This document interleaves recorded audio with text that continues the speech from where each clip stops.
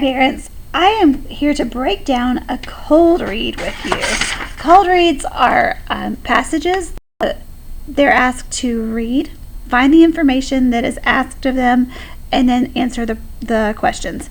I think this correlates really well with pretty much all the reading that adults do to find information. So it's a very important skill that we just are starting with baby steps of learning how to take care of it, how to do it. All right, the first thing that we do is we look for our title. We highlight our title because I assume that as we highlight it, we're probably going to read it. And then I'm going to go through it and I'm going to number the paragraphs. I'm just going to put them out to the side here. When there's dialogue, we get to where we have more paragraphs because we have these little short guys, but they still count.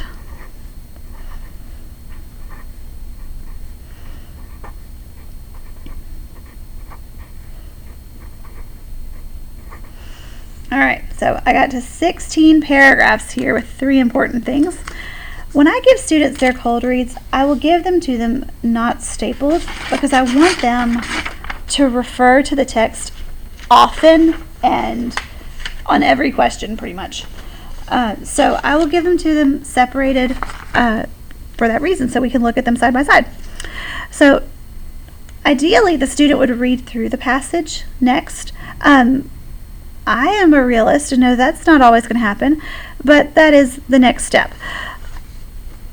Number 1 is our first question, where is Marty going? So I'm just going to skim through this passage and find. He's packing his bag. He's going on a trip. He's going hiking deep in the forest. There's our answer, D, right there. I'm going to highlight that so I can prove to my teacher that I found it.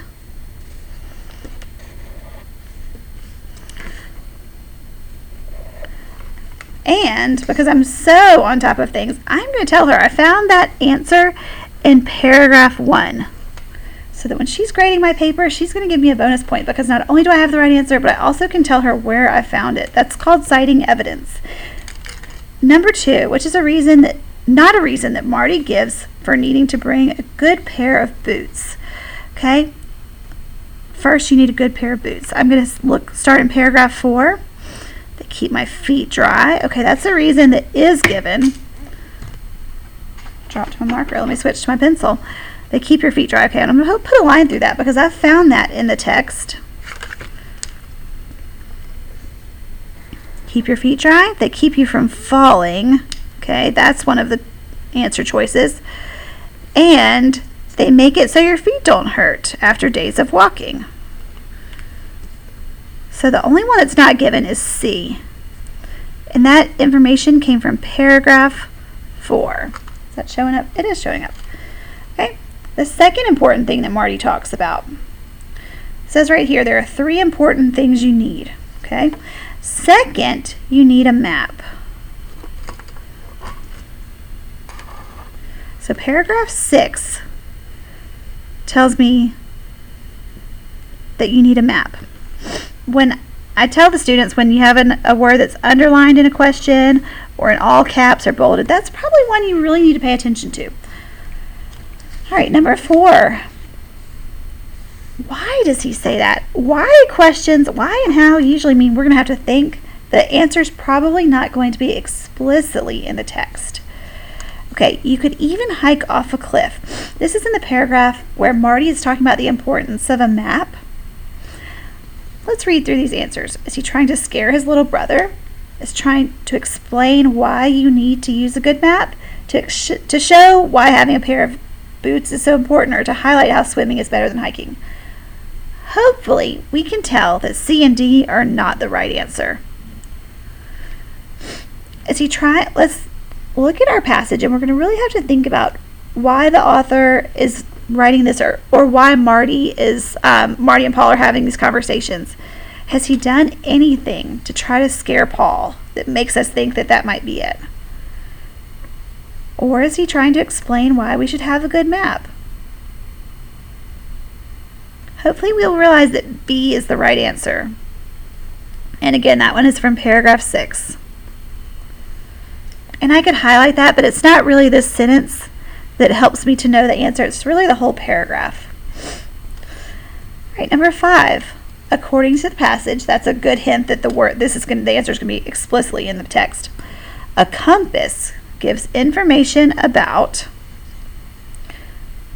so I'm looking at paragraph 8 now, tells you which direction you're going.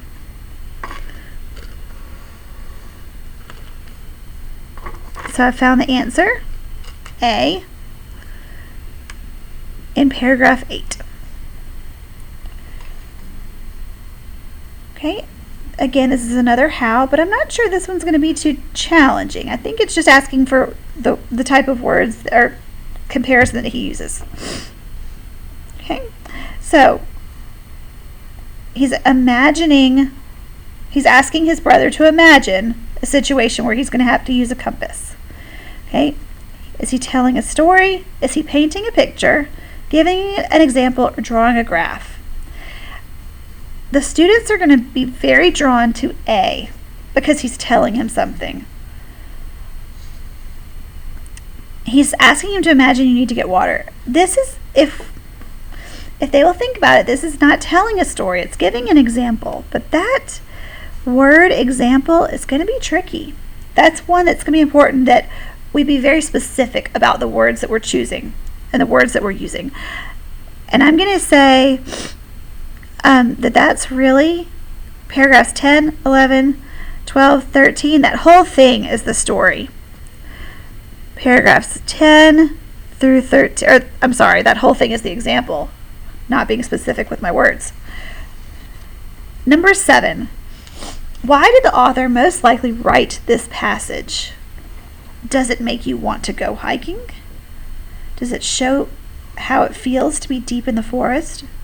Does it give information about boots? Or does it tell you what you need to go hiking? Now, it might make us want to go hiking, but is that the author's intent and their main reason for writing it? I don't think so.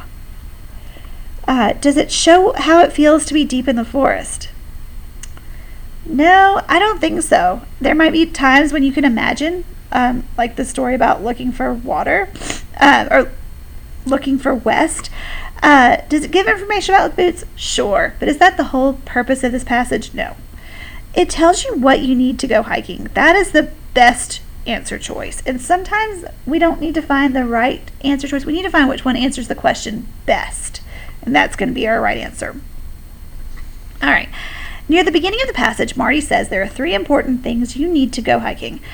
Are there more important things you need for hiking other than the 3 items Marty talks about? What could these be? Brainstorm your ideas below. Now, anything that's listed in the text, those are not going to be the right answer. We're going to ask kids to be creative and think about what else they might need for hiking. Hopefully, if they've never been hiking, they've got enough information from the passage to think of something. And as long as they can give a reason for their answer, I mean, there's an endless number of things that they could write. It's really important that we write in a complete sentence, though.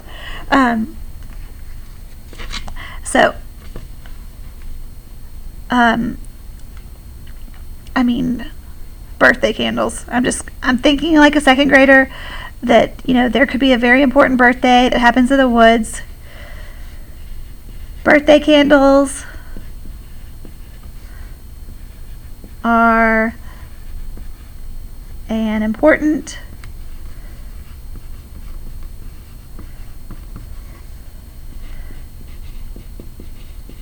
thing you need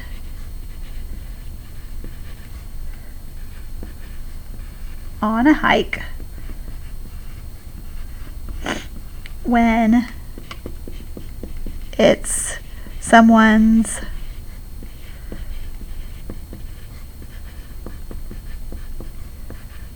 birthday. Okay, so I've written it in a complete sentence. I'm positive if I ask this child, they've even justified it in their writing, that they've said why they would need birthday candles. This is just kind of a silly example to show you that the possibilities are endless.